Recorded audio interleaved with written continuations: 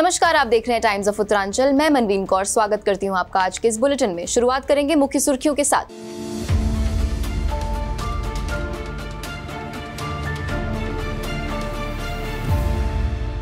IIT बाबा अभय सिंह गिरफ्तार, suicide की धमकी के बाद जयपुर पुलिस ने किया डिटेन, ड्रग्स बरामद। नीतीश कुमार का बिहार बजट पर बड़ा फैसला, महिलाओं के लिए 33% आरक्षण। विवादों में चल रहे रणबीर अलाबादिया को सुप्रीम कोर्ट से राहत, टीआरएस फिर शुरू करने की अनुमति। मायावती ने भतीजे आकाश आनंद को बसपा से किया निष्कासित, एक दिन पहले ही उत्तराधिकारी पद से हटाया था। उत्तरांचल यूनिवर्सिटी के लॉ कॉलेज ने सफलतापूर्वक आयोजित किया सैनिटरी नैपकिन डिस्ट्रीब्यूशन ड्राइव 6.0। अब खबरें विस्तार से।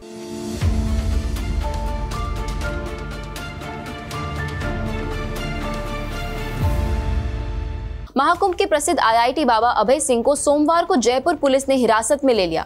उनके खिलाफ एनडीपीएस एक्ट में केस दर्ज कर उन्हें जमानत देकर रिहा कर दिया गया है। बताया जा रहा है कि पुलिस के कंट्रोल रूम में सूचना मिली थी कि शिप्रा पथ थाना क्षेत्र के होटल में अभय सिंह नाम का एक व्यक्ति खुदकुशी करने का प्रयास कर रहा है। सूचना मिलने पर अधिकारी राजेंद्र गोदारा पुलिस बल के साथ होटल पहुंचे।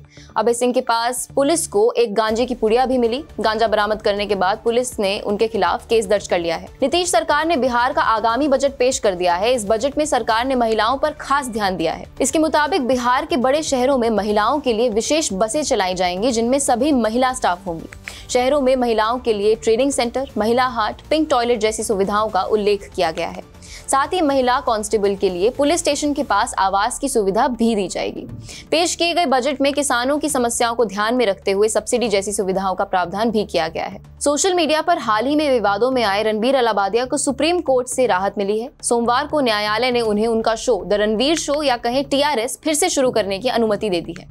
कोर्ट में अपील के दौरान उन्होंने कहा था कि उन्हें अपना जीवन यापन के लिए शो को दोबारा अपलोड करने की अनुमति दी जानी चाहिए। हालांकि कोर्ट ने उन्हें अपने शो में शालीनता बनाए रखने की हिदायत दी है। बहुजन समाज पार्टी की प्रमुख मायावती ने अपने भतीजे आकाश आनंद को पार्टी से बाहर कर दिया है। ये निर्णय पार्टी की ऑल इंडिया बैठक के बाद लिया गया, जहां उन्हें नेशनल कोऑर्डिनेटर सहित सभी पदों से हटा दिया गया। इस फैसले का कारण उनके ससुर अशोक सिद्धार्थ के प्रभाव में बने रहना बताया गया है। मायावती ने सोशल मीडिया प्लेटफॉर्म एक्स पर लिखा, बीएसपी के ऑल इंडिया बैठक में आकाश आनंद को पार्टी से निष्कासित कर दिया गया क्योंकि वे अपने ससुर के प्रभाव में थे। उन्हें नेशनल कोऑर्डिनेटर समेत सभी जिम्मेदारियों से हटा दिया गया था। उनसे उम्मीद थी कि वे अपनी गलती सुधारेंगे। उत्तर प्रदेश के अयोध्या में अब्दुल नामक 19 वर्षीय युवक के आतंकवादी संगठनों से जुड़े होने का दावा किया गया है। बताया जा रहा है कि अयोध्या आने के बाद अब्दुल मौलाना उस्मान के संपर्क में आया और आतंकवादी संगठनों से जुड़ गया। वे अपनी 3 बहनों के साथ रहता था और परिवार में सबसे बड़ा था। उसकी मां का कहना है कि अब्दुल घर आकर कुछ न कुछ बनाता रहता था, लेकिन उसने कभी कुछ बताया नहीं। उत्तराखंड के अल्मोड़ा जिले में अगले 24 घंटे में ऊंचाई वाले क्षेत्रों में हिमस्खलन की चेतावनी दी गई है। जिलाधिकारी संदीप तिवारी ने सभी अधिकारियों को अलर्ट मोड पर रहने के निर्देश दिए हैं। इसके अलावा रुद्रप्रयाग, उत्तरकाशी और पिथौरागढ़ जिले के ऊंचाई वाले इलाकों में भी हिमस्खलन की चेतावनी जारी की गई है। साथ ही बर्फबारी वाले क्षेत्रों में भी आवाजाही पर ध्यान देने को कहा गया है। उत्तराखंड के जौलीग्रांट एयरपोर्ट की सुरक्षा को लेकर एक सलाहकार बैठक आयोजित की गई। बैठक का उद्देश्य एयरपोर्ट की सुरक्षा में सुधार और अंतर्राष्ट्रीय सुरक्षा मानकों का पालन सुनिश्चित करना था। इस बैठक में वन्यजीवों की सुरक्षा सहित अन्य मुद्दों पर भी चर्चा की गई। अधिकारियों का कहना है कि इस काम में स्थानीय वन विभाग का सहयोग आवश्यक होगा। रुड़की के पास पुहाना क्षेत्र में बिजली कटौती से ग्रामीण परेशान है।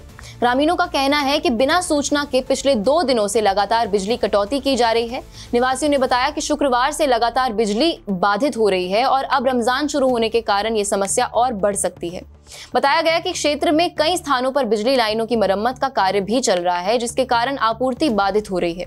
मरम्मत कार्य पूरा होने के बाद सप्लाई बहाल कर दी जाएगी। उत्तरांचल यूनिवर्सिटी के लॉ कॉलेज ने सैनिटरी नैपकिन डिस्ट्रीब्यूशन ड्राइव 6.0 का आयोजन किया।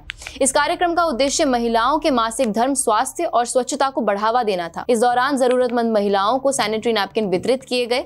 साथ ही उन्हें मासिक धर्म से जुड़ी महत्वपूर्ण जानकारियां दी गई, जिससे पुरानी रूढ़ियों को तोड़ने और सही जानकारी प्रदान करने में मदद मिली। आज के बुलेटिन में बस इतना ही। ऐसी और खबरों के लिए बने रहिए टाइम्स ऑफ उत्तरांचल के साथ।